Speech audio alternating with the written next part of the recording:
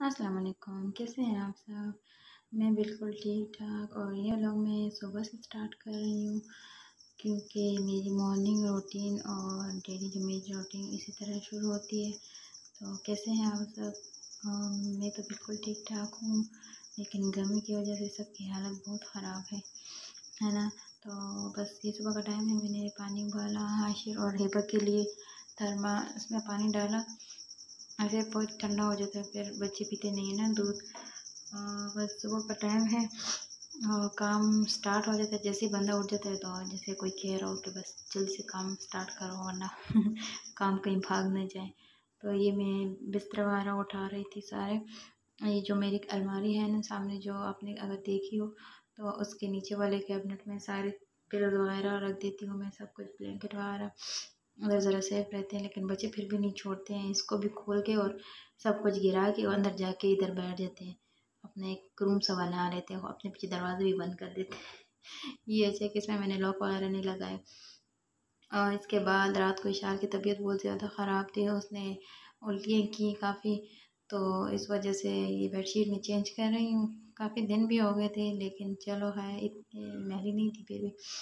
तो ये मैं चेंज कर रही हूँ, लेकिन बच्चे हैं ना, हर जगह पे इनकी पहुँच है।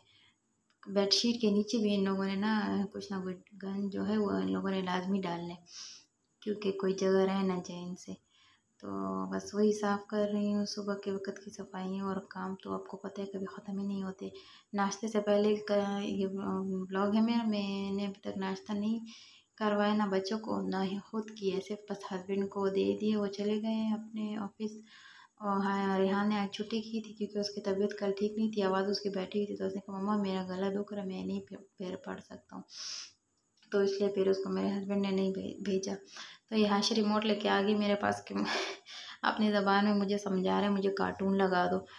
तो वो उसको मैंने लगा के दिए, बस एक दो दे के ना फिर उसको परवाह नहीं होती, हम ही सुना रहा होता है, तो बैठ जाता है, फिर भी देखता है कभी कभी। उसको मैंने कार्टून लगा के दिए, उसको इतना पता है कि रिमोट से लगता है ना, तो रिमोट लेके आया मुझे समझाने के लिए। बस यहाँ पे मैंने बेडशीट चेंज कर ली थी अपनी, ये भी बहुत लाइट कलर की है, लेकिन चलो खैर कोई नहीं, कुछ भी नहीं छोड़ते बच्चे। बस यहाँ पे मैंने सफाई करने का सोचा कि मैं पहले कमरा साफ़ करूँ, तो उसके बाद नाश्ता दूँगी बच्चों को। सब कुछ मैं उठा रही थी यहाँ से, क्योंकि हमारी फ्लोर सीटिंग है ना, तो इसलिए फिर सब कुछ उठाना पड़ता है सफाई के लिए, वरना जो गंद है ना वो रह जाता है, फिर बैठने का मज़ा नहीं आता। कमरा ज़रा मैला मैला लगता है, और मैले कपड़ों की मेरी टोकरियाँ जो वो बिल्कुल फुल है, उनकी भी अभी बारी आएगी। तो बस इधर मैंने सारी चीज़ें उठा ली, और लेकिन बच्चों को भूख लगी हुई थी बहुत ज़्यादा, क्योंकि सुबह का टाइम होता है, तो फिर बच्चों को आपको पता है वो वेट नहीं करते। उनको मैंने नाश्ता बना के पहले खिला दिया, मैंने कहा चलो आप लोग खा लो पहले, ज़रा सुकून से हो जाओ, तो फिर मैं सफाई शुरू करूँगी अपनी। हाशिर को बहुत भूख लगी थी, वो अंडा शौक से खाता है, इसलिए मैंने एक ही अंडा बनाया।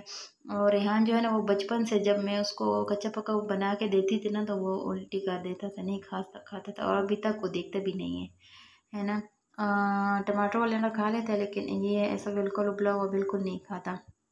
तो उसको मैंने कहा ज़रा तुम परहेज़ करो, तुम्हारा ये जो सीना और गला है ना ये ठीक हो जाए। तो वो मुझसे इधर यही पूछ रहे कि मैं क्या खाऊं।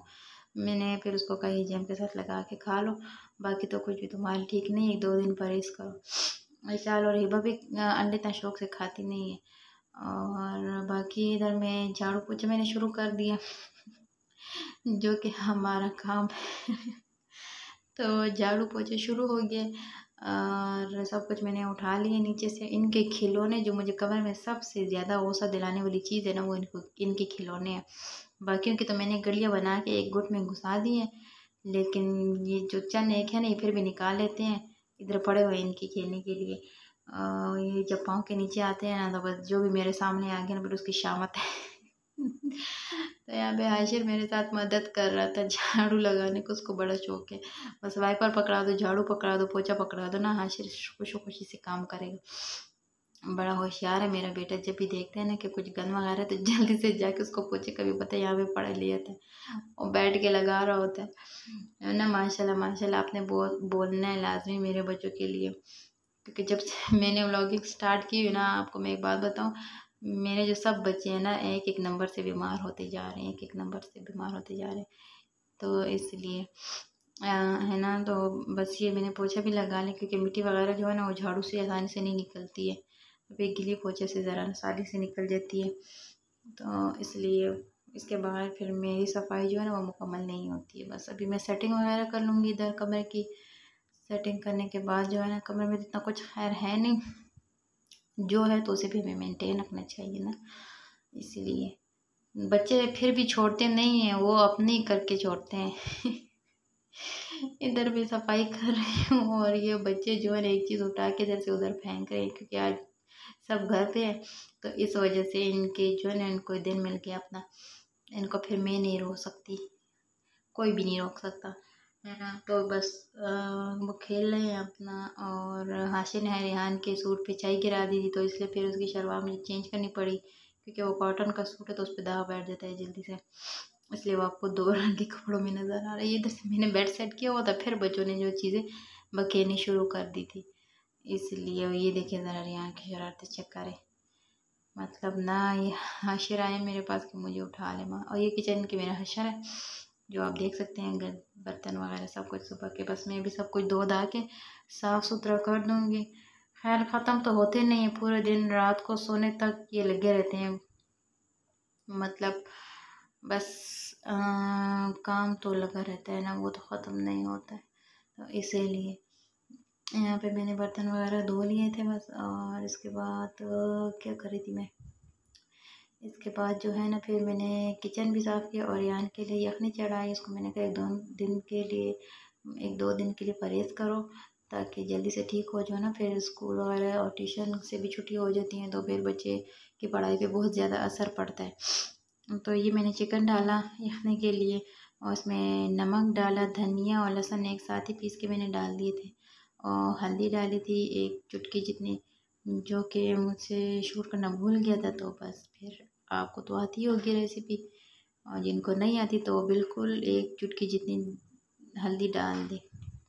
उसको बॉईल करने के बाद मेरे से जो है ना, तो फाइनल लुक बताना शूट करना भूल गई थी। ये बच्चे इधर सब कुछ खा गए, तो मैंने कहा चलो जो है उसका तो शूट कर लो ना। तो ये उसकी फाइनल लुक थी, और बस इधर मैंने डस्टिंग वगैरह भी कर ली थी। डस्टिंग भी तो इम्पोर्टेंट है ना, उसके बगैर भी सफाई हमारी कंप्लीट नहीं होती है। तो बाकी तो कुछ है नहीं डस्टिंग कितना ख़ास, बस एक बेड है और अलमारी है, और ये चीज़ें।